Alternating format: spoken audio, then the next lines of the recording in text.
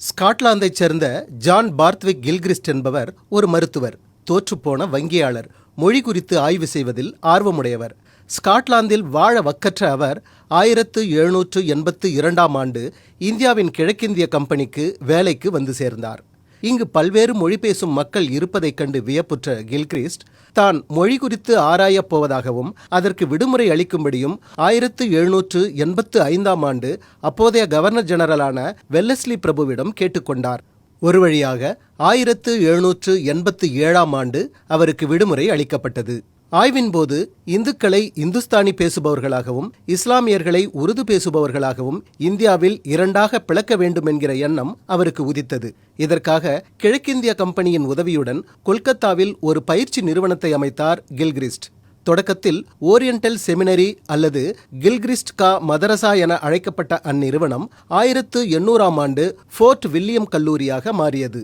கரிபோலி மொழியும் உருது மொழியும் இணைந்து அப்போது இந்துஸ்தானியாக வட இந்தியாவில் பேசப்பட்டு வந்தது.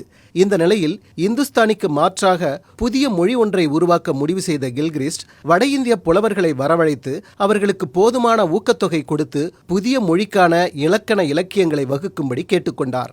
இதன் பயனாக சமஸ்கிருதம், கரிபோலி, இந்துஸ்தானி, உருது உள்ளிட்ட மொழிகளை ரொட்டி போல் புரட்டி பிசைந்து ஹைபிரிட் எனப்படும் ஒட்டுரக மொழி ஒன்று உருவாக்கப்பட்டது. அதற்கு ஹிந்தி என பெயரிட்ட கில்கிறிஸ்ட் 1818ஆம் ஆண்டு பைபிளின் ஹிந்தி மொழிபெயர்ப்பு நூலை வெளியிட்டார். அதுதான் இந்தியின் பிறந்த நாள். கொடுமை என்னவென்றால் இந்தியின் பிறந்த நாள் எது என்பது வரலாற்று ஆவணங்களில் கிடைக்கப்பெறவில்லை. பின்னர் 1826ஆம் ஆண்டு முதல் ஹிந்தி செய்தித்தாளான உதந்த் மார்த்தண்ட் கொல்கத்தாவில் வெளியிடப்பட்டது.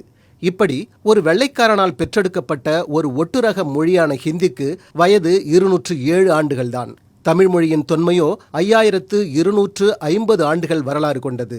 அதிலும் யாரிடமும் பிச்சை எடுக்காமல் வாழ்ந்து வரும் தனித்த மொழி தூய மொழி. இந்தி பிறந்த ஊரான கொல்கத்தாவின் மேற்கு வங்க எழுத்தாளர் தேவ்தன் சௌதரி சொல்கிறார், ஆங்கிலம் பேசும் இந்தியர்களை நீங்கள் மெக்காலேவின் குழந்தைகள் என கேலி செய்தால் ஹிந்தி பேசும் உங்களை நாங்கள் கில்கிறிஸ்டின் குழந்தைகள் என்றுதான் கூறுவோம்.